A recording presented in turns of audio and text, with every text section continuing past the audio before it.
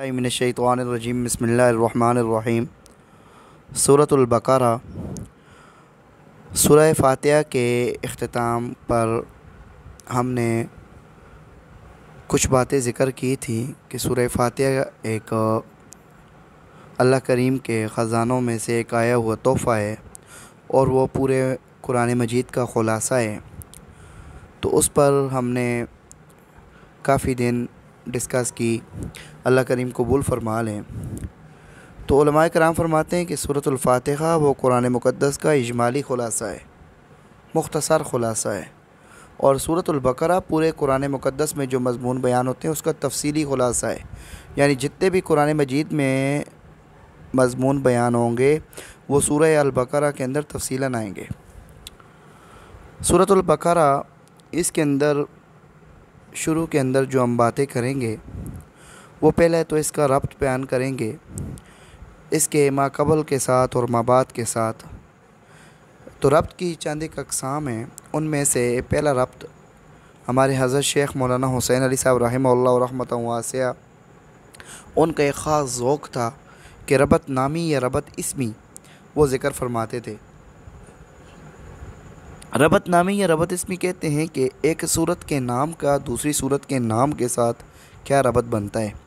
जैसे हम आज इंशाअल्लाह सूरतुल फ़ातिहा, सूरतुल बकरा, सूरह आले इमरान, सूरह निसा और सूरतुल माइदा, इनके दरमियान हम रबत नामी बयान करेंगे और फिर इंशाअल्लाह हम सूरह अनाम से दोबारा इस सब रबत नामी को आगे लेकर जाएंगे। उलमाए कराम फरमाते हैं कि हज़रत शेख हमारे हुसैन अली साहब रहमहुल्लाह फरमाते हैं कि सूरतुल फ़ातिहा में जो मज़मून बयान हुआ था वो था इय्याका नअबुदु व इय्याका नस्तईन। तो गोया इसका रबत नामी इस तरह बन रहा है कि अल्लाहुम्मा इय्याका नअबुदु व इय्याका नस्तईन वला नअबुदु वला नस्तईनुल बकरा कमा फ़अलल यहूद इजलन इलाहन वल मुशरिकून। कि अल्लाह हम आप ही की इबादत करते हैं, आप ही से मदद मांगते हैं। हम ऐसे नहीं हैं कि हम इबादत भी और इस्यानत भी गाय की करें। जैसे यहूदियों ने जब मूसा अलैहिस्सलाम गए थे कोह तूर पर किताब लाने के लिए, तो पीछे सामरी ने बिछड़ा बनाया, तो उसके मुंह से बाँ बाँ की आवाज़ निकली, तो बाँ बाँ की आवाज़ की वजह से उन्होंने उसको खुदा बना लिया। तो ऐसा नहीं है कि हमने बिछड़े को या गाय को उनकी ना हम गाय की इबादत करेंगे, ना हम गाय से मदद मांगेंगे, यानी हम उसको इलाह नहीं बनाएंगे। आगे सूरह आला इमरान के अंदर ये है कि वला नाबुदु वला नस्तईन आला इमरान कमा फ़अलन नसारा, कि गाय मखलूक जो अल्लाह ताला की एक मखलूक है, ना हम उसकी इबादत करेंगे, ना उससे मदद मांगेंगे, और ना ही ऐसे कोई अल्लाह के जो मुकर्रब बंदे गुज़रे हैं कि जिनके बारे में सूरह आले इमरान में आता है कि लोगों ने इलाह जो है वो तीन बना लिए थे। लक़द कफ़र अल्लज़ीना क़ालू इन्नल्लाह सालिसु सलासा, कि तीन इलाह बना लिए और तीसरा उनमें खुदा बना लिया। एक मरियम अलैहिस्सलाम को उन्होंने खुदा बना लिया, हज़रत ईसा इब्न मरियम अलैहिस्सलाम को उन्होंने इलाह बना लिया, और एक अल्लाह ताला की ज़ात जो वहदहू ला शरीक है, एक अल्लाह ताला को इलाह बनाया और दो उसके साथ शरीक बना लिए। तो बेशक मरियम सिद्दीक़ा और हज़रत ईसा इब्न मरियम बहुत अज़ीम शान बरगुज़ीदा बंदे हैं, लेकिन वो खुदा नहीं है, वो इलाह नहीं है, इलाह हमारा एक है। वनुअद्दी सदक़ातिहिन्न निखला, और हम हमारे अल्लाह हम औरतों के जो हुकूक हैं वो सवाब की नीयत से सवाब हासिल करने के लिए वो हम क्या करेंगे, पूरे करेंगे। ये सूरह निसा के अंदर ये ज़िक्र होगा कि औरतों के हुकूक पूरे करो। फिर फ़अनज़िल अलैना माइदतम इनामका व इफ़ज़ालका, तो या अल्लाह फिर हमारे ऊपर इनाम की बारिश फरमा, हमारे ऊपर दस्तरख़ान उतार अपने इनाम का और अपने फ़ज़ल का दुनिया और आखिरत के अंदर।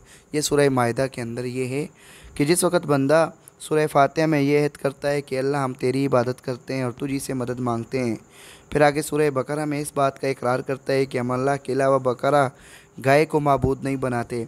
सूरह आले इमरान में बंदा ये कहता है कि हम आले इमरान का मकाम और मर्तबा जो अल्लाह ने बयान किया है उसको मानते हैं। जो बंदों ने उनको खुदा बना लिया है हम इस तरह का अक़ीदा नहीं रखते, और हम औरतों के जो हुकूक शरीयत ने बयान किए उनको पूरे तरीके से अदा करेंगे। तो या अल्लाह हमारे ऊपर फिर क्या कर, अपने इनाम को और अपने फ़ज़ल का दस्तरख़ान हमारे ऊपर उतार दे।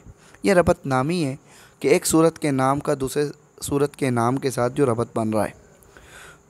اس کے بعد علماء کرام مضمون کے ساتھ ربط بیان فرماتے ہیں، وہ یہ ہے کہ سورہ فاتحہ میں ہدایت کی دعا مانگی گئی کہ یا اللہ ہمیں صراط مستقیم کی ہدایت عطا فرما۔ اب سورہ بقرہ میں فرمایا کہ یہ کتاب سرچشمہ ہدایت ہے اور سیدھی راہ یہ کتاب دکھاتی ہے۔ اس کتاب کے اندر ساری ہدایت کی چیزیں موجود ہیں، اگر ہدایت لینی ہے تو اس کتاب سے ہدایت حاصل کرو۔ یہاں پر دوسرے ربط میں تو مقصد دوسرے ربط کا کیا ہے کہ یا اللہ ہمیں صراط مستقیم پر قائم رکھ، صراط مستقیم کی ہمیں ہدایت عطا فرما۔ تو سورہ بقرہ میں یہ بیان فرما دیا کہ سرچشمہ ہدایت اور سیدھی راہ دکھانے والی کتاب آ گئی ہے، تو جب ہدایت حاصل کرنی ہے تو اس کتاب کو پڑھو، اس پر عمل کرو۔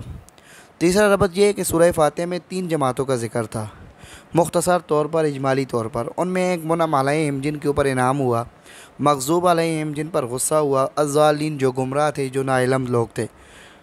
اب سورہ بقرہ میں لفظ نشر مرتب، یعنی جس طرح پہلے وہاں پر منعم علیہم کا ذکر تھا، پھر مغضوب کا، پھر الضالین کا، ایسے ہی طریقے سے تفصیل سے ذکر ہوگا۔ پہلے منعم علیہم کا ذکر ہوگا، پھر مغضوب علیہم کا ذکر ہوگا، پھر الضالین گمراہ لوگوں کا ذکر ہوگا، تو تفصیل کے ساتھ اس کا ذکر کیا جائے گا۔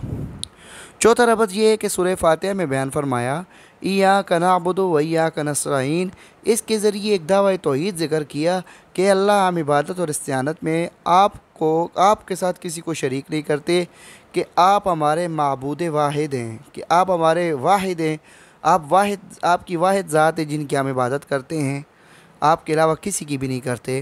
اب سورہ بقرہ میں اسی دعوے کو 4 دفعہ ذکر کیا کہ تمہارا الہ، تمہارا معبود ایک ہے۔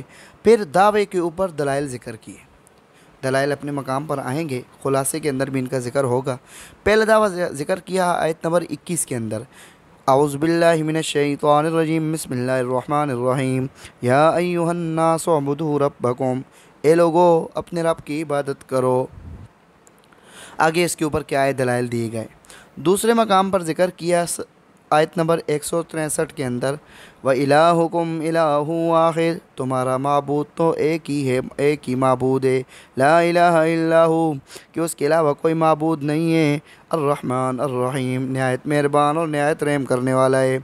تیسری دفعہ آیت الکرسی کے اندر ذکر کیا ہے جو سورہ بقرہ کی 255 نمبر آیت ہے، اللہ لا الہ الا ہو، اللہ کہ نہیں ہے کوئی الہ اس کے علاوہ۔ تو آگے پھر اس کے اوپر بھی دلائل ذکر کیے۔ پھر سورہ بقرہ کے آخر کے اندر جو آخری رکوع ہے وہاں پر بھی اسی دعوے کو پھر ذکر کیا، للہ ما فی السماوات و ما فی الارض، کہ اللہ ہی کا ہے جو کچھ آسمانوں میں ہے اور جو کچھ زمینوں میں ہے۔ تو یہاں پر بھی کیا ہے توحید کو ذکر کیا، تو پھر آگے اس کے اوپر کیا دیے دلائل دیے۔ تو یہاں پر یہ ربط نمبر 4 کے اندر کیا ہے کہ دعوی توحید جو ایاک نعبد کے اندر ذکر کیا گیا، اس کو دوبارہ اس دعوے کو 4 دفعہ ذکر کیا اور اس کے دلائل ذکر فرمائے۔ اس کے بعد انشاءاللہ سورہ بقرہ کا خلاصہ ذکر کریں گے، فضائل ذکر کریں گے۔ اللہ کریم عمل کرنے کی توفیق عطا فرمائے۔ وآخر دعوانا الحمدللہ رب العالمین۔